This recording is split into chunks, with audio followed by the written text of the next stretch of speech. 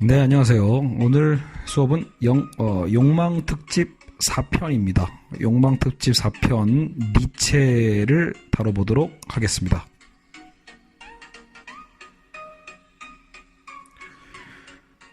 벌써 어느덧 4편째네요. 저희가 이제 처음이 뭐였죠? 원래는 그 스피노자로 시작했다가 아마 서론하고 스피노자하고 그리고 쇼펜하우어, 그리고 중간에 헤겔을 다뤘죠. 헤겔하고 쇼펜하우어까지 왔다가 이제 드디어 니체로 들어오게 되었습니다. 사실 이제 이 욕망에 있어서 이제 니체는 굉장히 중요한 철학자입니다. 마치 제가 보기에는 지금 제가 다루고 있는 책은 정경갑 교수님의 욕망의 통제와 탈주라는 책입니다. 한길사에서 나왔고,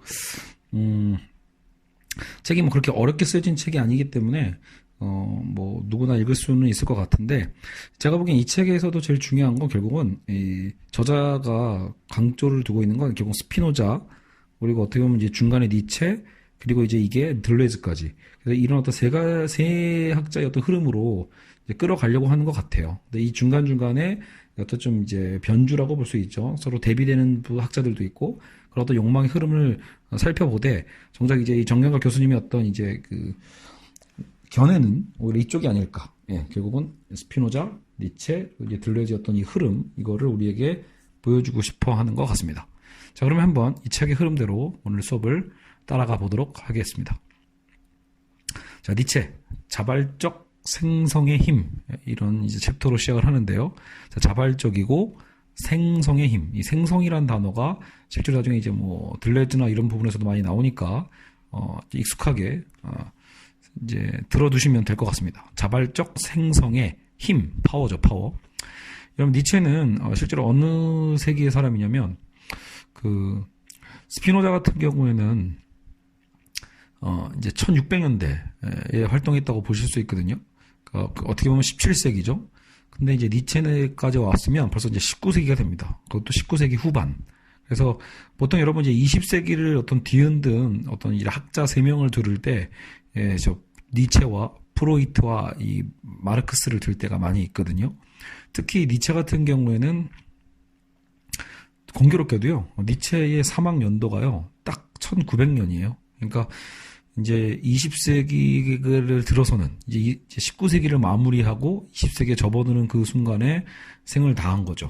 그래서 본인의 철학적인 내용도 그렇고 사상도 그렇고 본인의 삶도 어떻게 보면 이제 19세기를 마무리했다. 새로운 세기를 열어젖히는 어떤 상징성이 좀 있다고 볼 수 있습니다. 어쨌든 우연이겠지만, 그래서 활동 시기는 19세기 후반에 독일에서 활동을 했고요.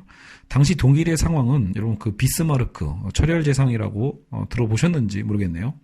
오늘날의 어떤 독일의 사회보험을 또 만든 독일이 여러분 비스마르크 이전까지는요 굉장히 약소 국가였죠. 굉장히 쪼개져 있는 어떤 유럽의 전쟁터 이런 거였다라면 철혈제상인 비스마르크 이후로 굉장히 이제 결집하고 중화공업의 혁명이 일어나고 어떤 군국주의의 어떤 통치를 해서 강대국으로 부상했던 시점이기도 합니다. 그리고 동시에 그러면서도 아까처럼 역설적으로 이 가운데서 사회보험이 발달했는 것처럼 노동운동과 민주화운동도 같이 있었던 그런 어떤 나름대로 격동의 시기라고 볼 수 있겠죠. 자, 근데 니체가 추구한 것을 이제 3가지로 일단 정리하고 있습니다. 니체의 어떤 사유의 바탕에는 첫 번째, 적자 생존이라는 냉혹한 현실. 자, 어쨌든 격동의 시절이었던 만큼 강한 자가 살아남는 적자 생존이라는 냉혹한 현실을 바탕으로 하고 있고요.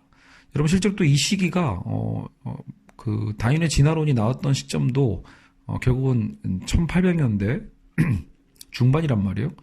그래서 충분히 이때 이 다윈의 진화론이 또 굉장히 유행을 했던 시점이기도 합니다. 그래서 이제 니체의 어떤 사상은 첫 번째 적자 생존이라는 냉혹한 현실이 있고요. 두 번째, 고대 그리스 문명에 넘치는 활력. 그래서 고대 그리스 문명에 넘치는 활력을 또 바탕으로 하고 있고, 세 번째, 이게 또 중요하죠. 이성 중심주의에 저항했던 우리가 지난 시간에 배웠던 쇼펜하우어의 비합리주의를 또 받아들입니다. 자, 그래서 지금 3가지였죠. 적자 생존, 고대 그리스 문명의 활력, 세 번째 비합리주의. 이 3가지의 흐름을 그냥 무비판적 수용이 아니라 바로 비판적 수용을 통해서 결국은 본인의 어떤 사상으로 종합해내는 거죠. 그래서 결국은 니체가 보기에 당시에 이런 퇴폐적이었던 이 서구 문명을 어떤 치유할 수 있을 거라고 봤던 겁니다. 네, 그래서 하나하나 살펴보면, 여러분 사실 니체에게 가장 중요한 건 결국 의지죠. 우리가 물론 욕망에 대해 다루고 있는데 쇼펜하우어도 의지가 중요했잖아요. 그러니까 니체 또한 삶의 본질을 쇼펜하우어처럼 의지로 봤습니다. 그러나 맹목적인 삶의 의지를 강조했던 쇼펜하우어와 달리, 그죠? 기억나시죠? 쇼펜하우어는 우리 어떤 맹목적 삶의 의지에 대한 것을 강조했는데 니체 같은 경우에는 그런 맹목적인 게 아니에요. 목적이 있죠.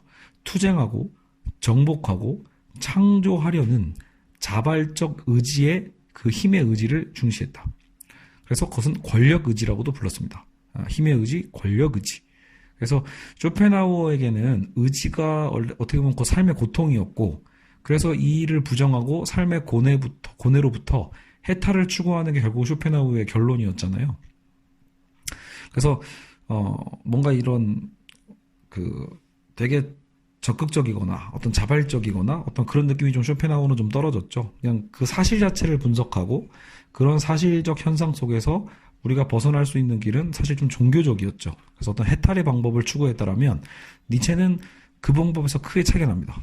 니체는 쇼펜하우어처럼 어떤 그 삶의 고통을 그대로 그냥 이렇게 받아들이고 있는 것이 아니라 이겨내는 쪽에 더 가깝습니다. 니체는 고통 또한 그래서 운명애로 받아들이고, 운명애가 뭐죠? 바로 그 유명한 아모르 파티입니다. 그래서 최근에 뭐 트로트 노래로 나오는 바람에 이 아모르 파티도 굉장히 좀 이상하게 받아들여지고 있지만 말 그대로 운명을 사랑하라라는 거죠. 니체가 말한 그 운명이라는 건요, 여러분 결코 그런 어떤 아름다운 삶을 얘기하고 있는 게 아니에요. 고통으로 점철된 삶이라 할지라도 그것 또한 운명으로 받아들이라는 거죠. 그리고 나서 여러분 어떻게 보면 그것을 받아들인다는 건 수동적으로 그냥 받아들인다는 게 아니라 자기 긍정이에요. 니체에게 중요한 건 자기 긍정을 통해 무언가를 끊임없이 창조하고 생성할 수 있는 힘을 고양시키려고 하는 것. 그게 니체에게 어떤 의지입니다. 그래서 쇼펜하우어가 말하는 그 의지와 니체의 어떤 개념은 상당히 다른 측면이 있죠. 자, 그래서 니체는 권력 의지, 힘의 의지라고 했잖아요. 자, 권력 의지와 힘의 의지를 좀 다시 한번 정의를 해볼게요. 대상 세계와의 상호작용 영역을 확장. 자, 대상 세계는 뭐죠? 우리가 바라보는 세계죠. 대상 세계와의 우리는 상호작용 영역을 확장하고 통제하려는 우리 존재 고유의 어떤 자발적 경향이 권력 의지다. 그리고 힘의 의지다. 뭐 이런 부분은 사실 동물에게도 있다라고 보고 있는데, 인간 행위의 기본적 동기는 단순한 생존도 쾌락의 추구도 아닙니다. 자, 그래서 인간 행위의 기본적 동기는 어떤 단순 생존과 쾌락 추구가 아니라 자신과 환경을 창조적으로 변형시키려는 자발적 의지가 인간 활동의 기본 동기다. 그래서 이런 부분은 역시 일반 다른 생물과는 우리가 차이가 있죠. 인간이 갖고 있는 이런 권력 의지와 힘의 의지는 결국은 대상 세계와의 상호작용 영역을 확장 통제하려는 존재 고유의 자발적 경향이면서 자신과 환경을 창조적으로 변형시킨다. 그냥 수동적으로 받아들이는 게 아니라 오히려 자기 긍정을 통해서 적극적으로 변형시키고 그걸 이겨내고자 하는 그런 자발적 의지를 강조하는 거죠. 일상의 모든 야심도 지배력을 행사하려는 권력 의지다. 즉 일상의 모든 야심도 지배력을 행사하려는 어떤 권력 의지로 봤고, 개인 간의 어떤 호전적 행위, 국가 간 전투도 있죠. 또 심지어는 예술가죠. 조각가가 예술적인 심상을 재료에 투여한 어떤 이런 활동도 다 권력 의지 어떤 표현의 방법이라고 봤습니다. 그리고 과학자와 철학자의 지식 탐구도 마찬가지다. 결국은 모든 현상, 인간이 하는 그런 모든 과정에 권력 의지는 들어가 있다라는 거예요. 어떤 야심뿐만이 아니라 개인 간의 어떤 호전적인 행위, 국가 간 전투, 예술가의 행위, 학자들의 어떤 지식 탐구도 다 이런 권력 의지로 설명할 수 있다라는 거죠. 그래서 권력 의지는 대상을 지배하는 그 자체가 목적이 아니다. 대상을 지배하는 과정에서 자신의 잠재적 가능성을 최대한 발휘하고 수월성을 실현하려는 끊임없는 생성의 열정, 그게 권력 의지다라는 거죠. 그러니까 단순히 여러분 어떻게 보면 니체를 잘못 오해하면 결국은 그냥 타자를 정복하고 어떤 좀 파괴와 폭력성만 되게 강조하는 어떤 그런 철학으로 오해할 수도 있단 말이에요.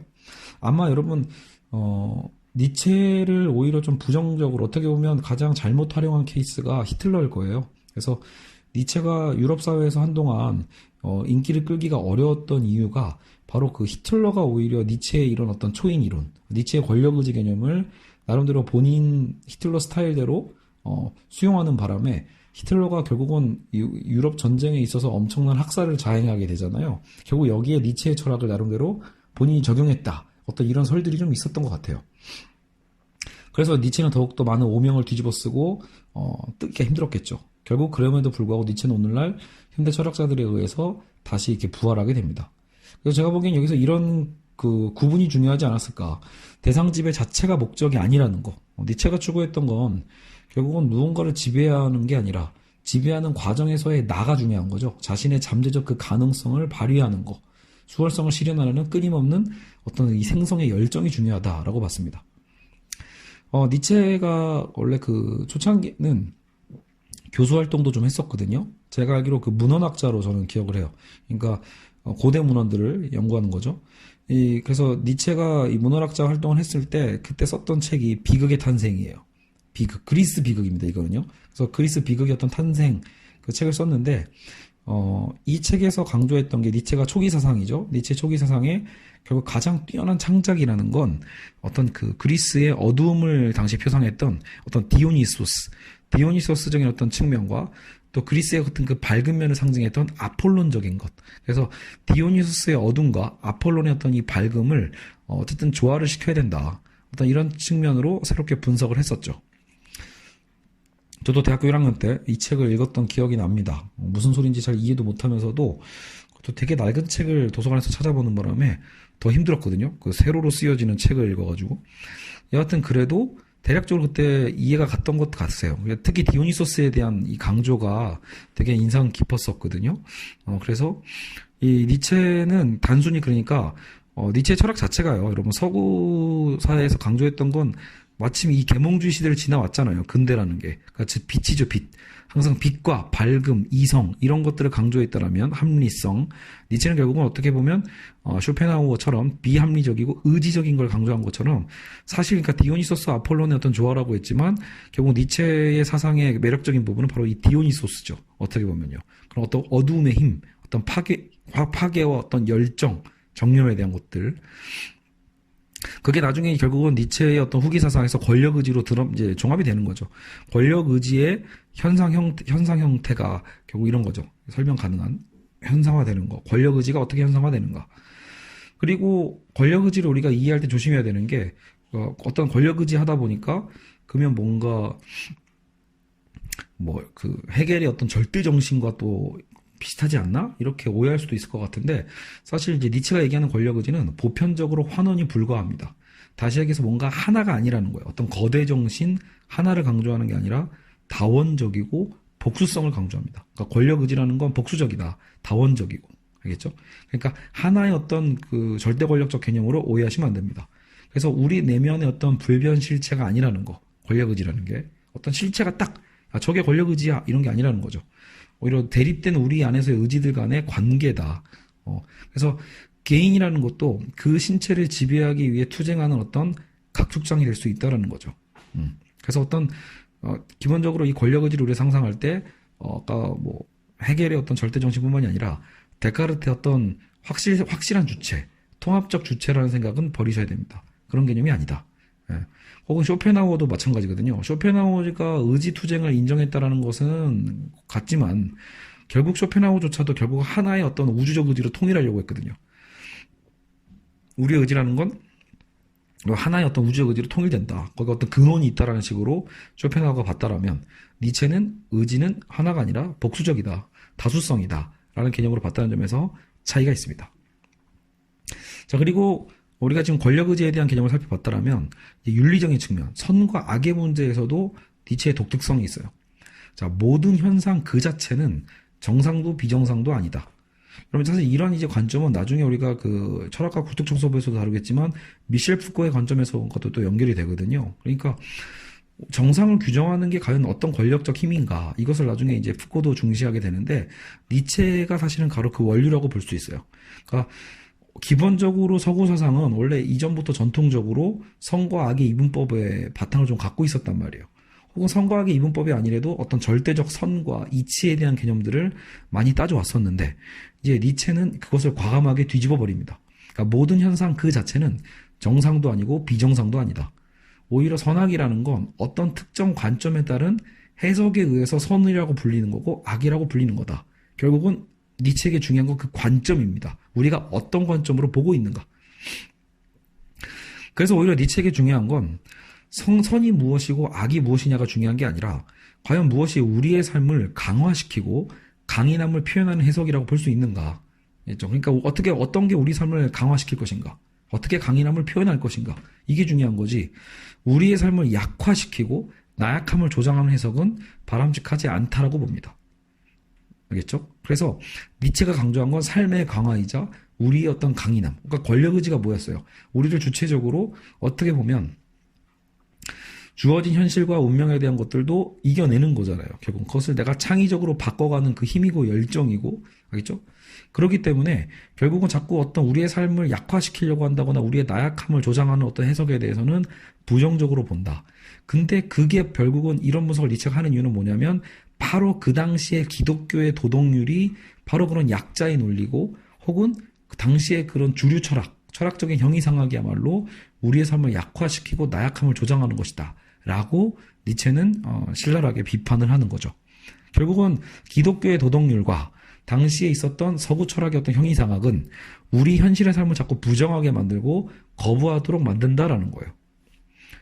자, 그렇다면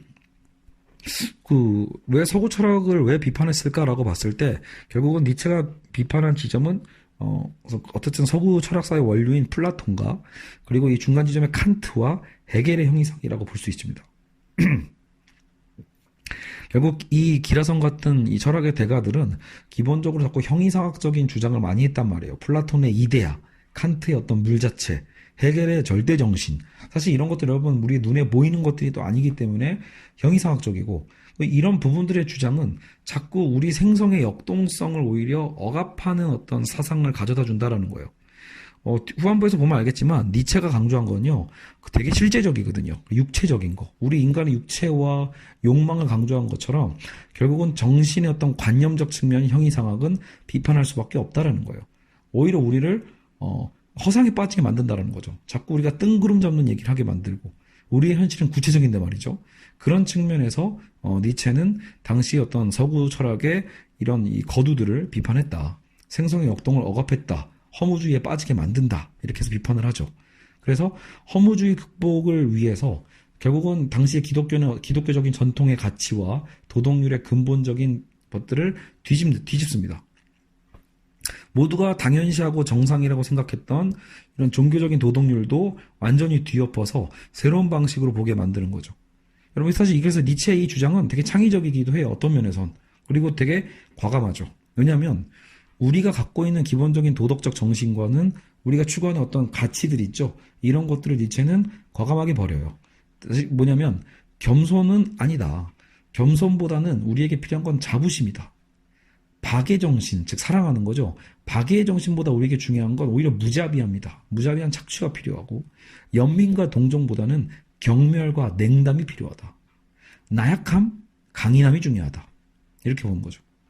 되게 여러분 그러니까 어떤 면에서 좀 충격적이에요. 우리가 되게 도덕적으로 일상을 그런 도덕적 관념으로 무장되어 있는 사람들에게는 니체의 이런 주장들은 사실 굉장히 받아들이기가 좀 어렵죠.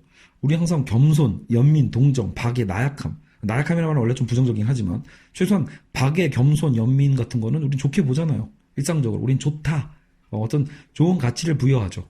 근데 니체는 그게 바로 노예의 도덕이다. 그런 기독교의 도덕이야말로 약자가 자신의 약함을 합리화하게 하는 어떤 방식으로 만든 나약한 도덕성이라는 거예요. 정작 우리에게 필요한 건 자부심이고 무자비함이고 경멸과 냉담 속에서 우리는 그 힘을 얻을 수 있다고 보는 거예요. 우리에겐 강인함이 필요하다. 이렇게요. 물론 여기서 이런 전제를 좀 깔아놨어요. 근데 평범한 대중이 이것을 다 할 거라고 니체도 생각하진 않는 것 같아요. 나름의 약간 엘리트주의일까요? 여하튼 평범한 대중에게 기대하진 않았고요. 니체도 이를 수용할 수 있는 자유정신으로 무장된 극소수의 지성인에게만 이런 태도를 요청했다라는 전제를 덧붙여놨습니다. 사실 근데 니체의 철학을 따라가다 보면 그럴 수 있어요. 그러니까 어떤 집단적인 다수와 대중이론에 대해서 별로 그렇게 좋아하지 않을 것 같다는 생각은 들어요. 왜냐면 흔하지 않거든요. 그것을 니체의 삶을 실현해 가는 것 자체가 소수일 수밖에 없는 측면이 있기 때문에 사실은 그래서 이미 애초에 니체는 그걸 바란 게 아닐까. 말 그대로 그냥 단순히 다수의 어떤 대중들이 추구하고 따라가고자 하는 어떤 그런 사고관념은 애초에 그러니까 삐딱선을 타는 철학자긴 하거든요. 니체의 측면이요. 그렇기 때문에 평범한 대중에게는 기대하지 않았을 수도 있습니다. 자, 어쨌든 계속 발전시켜 갑시다. 군주와 노예의 도덕. 결국은 지금 앞에서 다른 부분이 군주의 도덕과 노예의 도덕으로 구분이 됩니다. 즉 니체가 추구하는 게 군주의 도덕이에요. 괜히 이 군주란 말 때문에 좀 여러분 거부감도 좀 있죠. 왜냐면 우리는 지금 시대가 민주주의 시대이기 때문에 왠지 군주는 독재자 같잖아요. 근데 이제 니체가 얘기하고 싶은 건 어떻게 보면 그런 독재성을 갖고 뭐 독재자를 찬양하자 이런 얘기는 아니에요. 중요한 건 니체의 어떤 가치가 아까처럼 이런 그 능동성과 어떤 권력 의지가 갖고 있는 어떤 그런 힘들이 실현되는 것을 이제 군주의 도덕이라고 본 거죠. 다른 말로 초인의 도덕. 니체의 사상에서 초인도 되게 중요하거든요. 위버맨시. 그래서 군주의 도덕만이 삶을 강화하고 권력 의지를 더 상승시킬 수 있다. 그래야 우리는 허무주의를 극복할 수 있다는 거예요. 인생은 허무하거든요.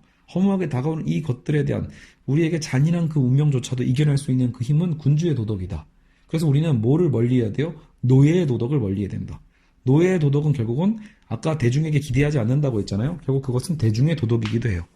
노예의 도덕은 곧 대중의 도덕이다. 그래서 우리 인간이 추구해야 될 것. 니체가 말하는 그 초인이 되고자 하는 건 결국은 군주의 도덕을 실행하는 자. 결국은 흔한 자가 아니죠. 그래서 니체는 어떤 면에서 그의 이런 사상은 귀족주의적 측면, 아까 제가 봤던 엘리트주의일 수 있죠. 귀족주의적 측면이 좀 있다. 다만 여기서 이제 정경박 교수님이 얘기하는 건 그게 그렇다고 해서 한 개인이 무조건 뭐 군주가 되고 노예가 되고 이게 아니라 한 개인 안에서도 이런 군주의 도덕적 측면과 노예의 도덕이 끊임없이 갈등하는 가운데 있다라는 거예요. 그래서 우리는 그런 군주의 도덕을 추구하자는 얘기지 그렇다고 무슨 원래 군주가 있고 뭐 날 때부터 군주가 있고 날 때부터 노예 도덕을 추구하는 그런 계급론적 관계를 얘기한 건 아니다. 오히려 우리는 다시 얘기하면 니체의 철학은 어떤 면에서 대중도 실행할 수 있는 부분이 있긴 있죠. 흔하지 않다라는 거지 결국은 그의 철학과 사상을 실천하기 위해서 충분히 노예 도덕에서 벗어나서 군주의 도덕으로 가고자 하는 그 노력 자체는 충분히 유의미하죠. 그래서 귀족적 인간이라는 건 모든 가치를 스스로 결정하는 자를 의미하는 거다. 주관적으로 사물에 의미를 부여하고요. 그리고 타인의 인정 요구에 끌려다니지 않는 자. 여러분 사실 대중이야말로 타인의 인정에 끌려다니는 거잖아요. 아마 이거는 사실 제가 보기엔 헤겔에 대한 비판일 수도 있어요. 헤겔은 결국은 인정 욕망을 되게 중시했는데 니체는 결국은 타인의 인정 요구에도 우리는 매여서는 안 된다는 거죠. 그리고 설령 우리가 불행한 사람을 도와도요. 자, 그가 니체의 어떤 사상을 추구할 때 그럼 뭐 사람은 돕지 않는 거냐라고 할 때 그런 건 아니에요. 다만 아까도 얘기했지만 동정심을 비판했잖아요. 나약한 싸구려 동정심이 필요한 게 아니다. 불행한 사람을 도울 때에도 동정심이 아니라 오히려 권력의지가 흘러 넘치는 거예요. 이렇게 차고 넘치는 흘러 넘치는 권력의지의 충동 때문에 우리는 타인을 도울 수 있는 거지 그냥 어떤 싸구려 동정심으로 돕는 건 아니다. 그거는 노예의 도덕이다. 이렇게 보고 있는 겁니다. 자, 지금까지 이제 달려오고 있는데 어때요? 좀 니체의 나름 매력이 좀 있죠. 그러니까요. 굉장히 어떤 그쵸, 뭐 무대뽀 같은 어떤 느낌도 있고요. 그 시대성을 뭔가 저항하고 시대의 정상성에 대한 것들을 완전히 뒤엎는다는 점에서 사실 니체 철학에 굉장히 큰 매력이 있어요. 이것 때문에 오늘 현대에 특히 오늘날은 더더욱이 어떤 기독교의 어떤 유신론의 시대가 아니라 무신론적인 혹은 다원주의 시대이기 때문에 여기에서 니체가 사실 이제 뜰 수밖에 없는 여러 가지 매력적 요소를 많이 쥐고는 있습니다. 다만 그럼에도 불구하고 히틀러가 이제 니체를 오해하는 것처럼 실제로 오해될 소지들도 많은 것도 사실이고요. 알겠죠? 그래서 군주적인 도덕은 다시 한번 정리해보자면요.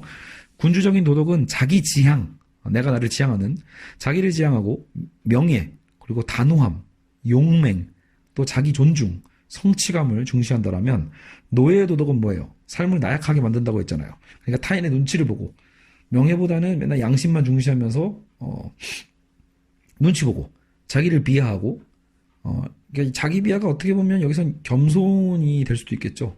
열등의식에 사로잡혀 있고 그죠? 자꾸 투쟁보단 자꾸 사랑, 아까 박애를 추구하려고 하고, 현세보단 자꾸 내세를 중시하고, 이런 것들을 니체가 적나라하게 비판을 하는 겁니다. 결국 기독교를 비판하고 있는 셈이기도 하죠. 왜냐면 또, 당시 어떤 기독교라는 게 현세에 대한 어떤 천국론이 아니라 내세에 대한 천국론이 강한 것도 사실이거든요. 그러니까 오늘날의 어떤 고통을 변화시키려는 어떤 역동적 의지보다는 오늘날의 고통을 어떻게 보면은 신에게 맡기고 내세의 다음 생에 나는 천국에서 잘 살아야지 라는 어떤 그런 내세론에 빠지게 만드는 게 또 종교적인 어떤 포교의 어떤 방식이 있잖아요. 그런 것 때문에 니체가 기독교를 적나라하게 비판했다. 물론 여러분 저는 이제 기독교인으로서 니체의 이 비판에 대해서 다시 반비판을 좀 해보자면 사실 기독교의 신앙이 꼭 내세를 중시하는 것만은 아니라는 거죠. 현세와 내세를 이분법적으로 구분하고 있는 건 오히려 기독교를 분석하고 있는 바깥의 관점, 외부적 관점일 뿐이고요. 사실은 기독교 자체도 현세와 내세가 그렇게 칼처럼 구분되어 있지 않습니다. 다시 얘기하면 우리가 살아가는 이 현세의 정의 있잖아요. 정의가 정말 강처럼 흐르게 한다는 말처럼 기독교인들도 충분히 이 현세 속에서 절망하고 있는 게 아니라 얼마든지 싸우면서 얼마든지 의를 위해 싸우면서 투쟁할 수 있는 그 동력은 있다라는 거죠. 물론 그렇다고 해서 니체와 같아진 건 아니겠지만 예전에 제가 그 고병건 교수님 책일 거예요. 자라투스트라는 이렇게 말했다에 대한 그 해설서 있거든요.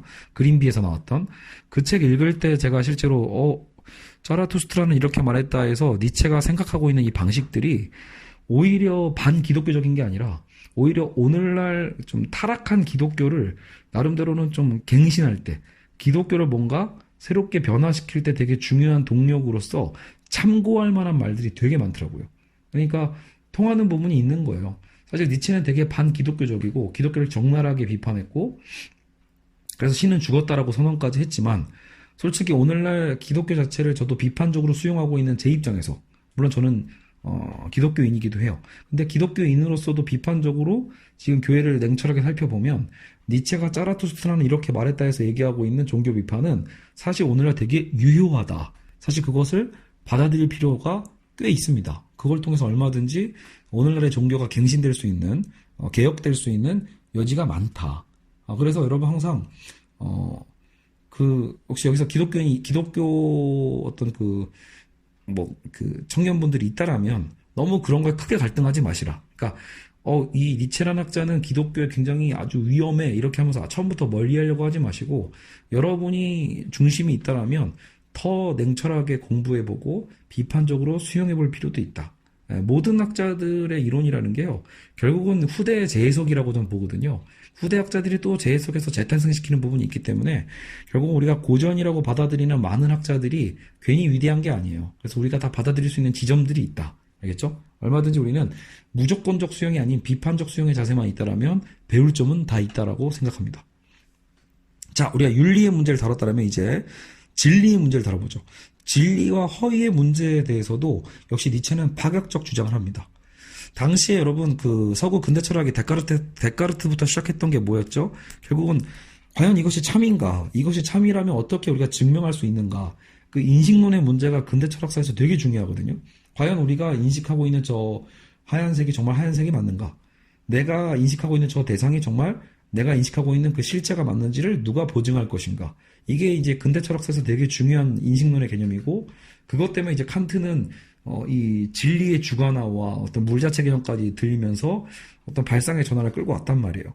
그만큼 중요한 게 진리와 허위의 문제인데 니체는요 전혀 다른 방식으로 넘어가요. 객관적 진리 자체 그냥 거부해버리는 거죠. 거기에 매이는 게 아니라는 거예요. 무엇이 진짜일까에 대한 것에 이제 매인다기보다 오히려 니체는 객관적 진리가 아니라 주관적 진리가 가능하다. 그러니까 진리란 말을 포기하진 않아. 하지만 객관성을 포기하고 주관성으로 가는 거죠. 주관적 진리를 주장한다. 그래서 실제라는 건 주관적인 거고 관점에 따라서 바뀌는 거다. 그래서 관점주의라고 해요. 이거 니체의 관점주의. 우리가 어떤 관점에서 뭐냐에 따라서 우리는 얼마든지 그 주관적 진리를 주장할 수 있다. 특정한 권력 의지에 의해 주관적으로 구성된 세계가 있다라는 거예요. 우리가 계속 권력 의지에 대해서 다뤄왔잖아요. 특정한 권력 의지에 의해 나의 주관적으로 구성된 세계가 있는 거고 결국 실제라는 건 권력 의지가 자유롭게 만드는 세계를 얘기하고 우리가 구성하는 활동을 얘기하는 거다. 어떤 객관적인 진리와 실체가 있다라는 그 생각에서 좀 벗어나라 라고 보는 거죠. 이런 니체의 주장은 굉장히 오늘날 현대 사상 자체가 사실 상대주의로 흘러가고 있기 때문에 굉장히 거기에 대한 어떤 선구적인 측면이 있어요. 물론 니체를 단순히 상대주의자라고만 치부해서는 안 되는 부분을 정경각 교수님도 알고 있기 때문에 좀 이따 그것을 또 나름대로 주의할 점으로 제시는 하고 있습니다. 그럼에도 불구하고 저도 학생들 가르칠 때 근대는 절대적이고 객관적이고 현대는 주관적이고 상대적이다라고 해서 되게 좀 쉬운 핵심적인 단어로서 되게 대비적으로 표현을 하거든요. 그렇다면 이 니체의 관점주의라는 건 정말로 그런 현대적 사유 사상을 선구적으로 끌어당긴 어떤 주장의 핵심이 될 수도 있는 건 사실이죠. 자, 어쨌든 그래서 니체는 진리와 허위도 없다라고 봤고 진위의 이원론을 초월해야 된다. 어떤 인식이 권력 의지를 강화시키거나 악화시키는가를 밝히는 게 중요하죠. 그러니까 어떻게가 중요한 거지 무엇이냐가 중요한 게 아니고 진위가 무엇이냐가 아니라 어떤 권력 의지가 그렇게 그거를 진리라고 규정하냐라는 거예요. 어떤 권력 의지가 있길래 그것을 가짜라고 규정하는가. 그러니까 이 권력 의지에 대한 개념을 나중에 미셸 푸코도 그대로 받아들이게 되는 거죠. 자, 무의식적 권력 의지. 그러면 대체 주관적 욕망의 본질은 뭐냐? 주관적 욕망, 주관적 진리가 중요하다고 했는데 거꾸로 보면 니체가 얘기하고 있는 주관적 욕망의 본질은 무엇일까? 주관적 의지라는 건 무엇일까라고 할 때 결국 권력 의지에 의해 구성된 세계라면 관념론이 아닌가라는 우리가 어떤 그런 의심을 할 수 있죠. 야, 니체는 자꾸 계속 권력 의지에 대한 얘기만 하고 있는데 그러면 권력 의지에 의해서 어쨌든 구성되는 세계가 그걸 진리라고 넌 주관적 진리라고 표현하고 있는데 그렇다면 그것도 일종의 관념론 아니겠냐. 그 의지라는 게 대체 뭐냐. 우리는 이렇게 반박을 해볼 수 있죠. 근데 니체는 관념론에 대한 단호한 거부를 하고 있습니다. 니체가 강조하는 그 권력 의지라는 것도 사실 굉장히 신체적 요인이에요. 여러분 우리 스피노자를 잘 기억해 보세요. 스피노자의 영향을 또 니체가 받거든요. 스피노자가 정신과 신체에 대한 어떤 일원성을 얘기했잖아요. 데카르트의 틀에서 우리는 벗어나야 된다는 거죠. 정신이냐 실체냐는 이원론에서 벗어나서 결국은 어떤 양태라고 봤죠. 스피노자는요. 결국은 정신과 신체는 일원화되어 있다. 신도 다 일원화되어 있는 과정이었고 그래서 스피노자는 욕망 자체를 긍정했단 말이에요.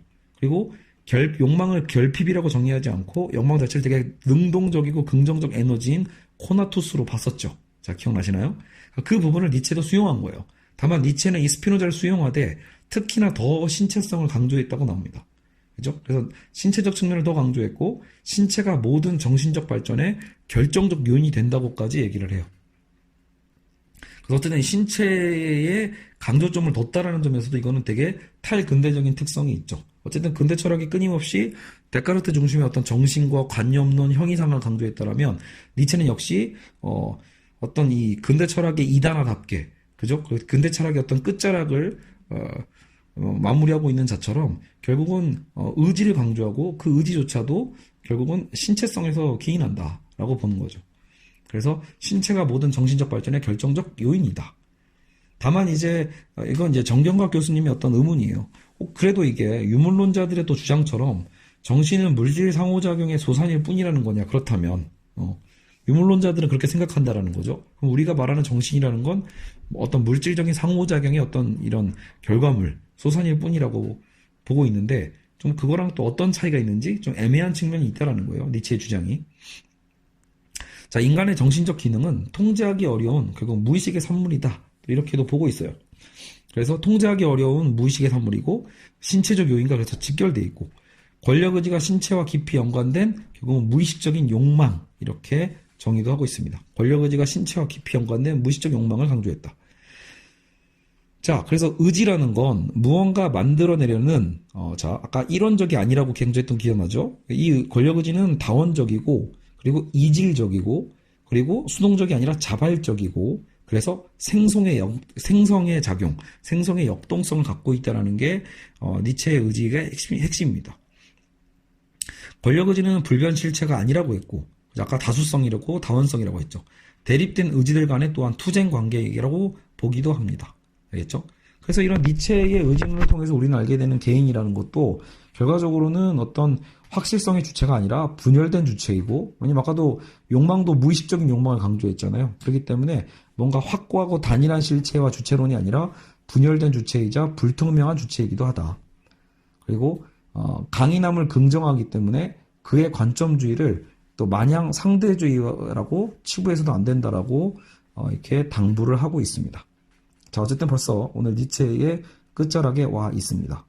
결국 아까도 얘기했지만 니체가 강조했던 걸 단순히 우리가 상대주의로 봐서는 안 된다. 이것도 옳고 저것도 옳다라는 것을 말해서 결국 어떤 회의주의에 빠지려고 하는 건 아니다. 니체가 어떤 정상과 비정상의 경계를 허물고 선악과 악의 경계를 허물었고요. 또 진리와 진리 아님에 대한 경계를 허물었다고 해서 그 허물어짐 자체를 상대주의 어떤 목적으로 보시면 안 되고요. 오히려 니체가 추구했던 삶은 결국은 있잖아요. 목적성이 있어요. 아까처럼 쇼펜하우어처럼 무목적성이 아니라, 맹목적이 아니라, 어쨌든 강인한 권력 의지를 추구했잖아요. 강인함을 긍정하는 그 니체의 철학에 근원적인 목적성이 있기 때문에 그의 관점주의를 마냥 상대주의로 치부해서는 안 된다는 거죠. 관점주의를 수용하는 오히려 어떤 이런 권력 의지의 어떤 그 방향성을 우리는 항상 염두에 둬야만 합니다. 자, 결국은 이걸 통해서 우리는 오늘 니체의 욕망 개념에 대해서도 정리하고 살펴볼 수 있었습니다. 니체 편도 조만간 하게 될 그 철학과 굴뚝청소부를 통해서 주체와 대상의 관계로 좀 더 세부적으로 살펴볼 기회가 있을 것이기 때문에요. 오늘 또 무리하게 지지부진하게 수업을 끌지는 않겠습니다. 그래서 오늘 니체 편은 여기서 마무리를 하고요. 보니까 다음 챕터는 프로이트라고요. 프로이트, 정신분석의 프로이트인데 이 프로이트 편을 또 읽어보니까 역시 또 이건 또 철학과 굴뚝청소부와 또 다른 면에 또 프로이트가 또 강조되어 있어서 더 새로운 부분도 있을 것 같습니다. 어쨌든 오늘 욕망 네 번째 편이었나요? 어쨌든 니체 편 마무리하도록 하겠습니다. 고생하셨습니다.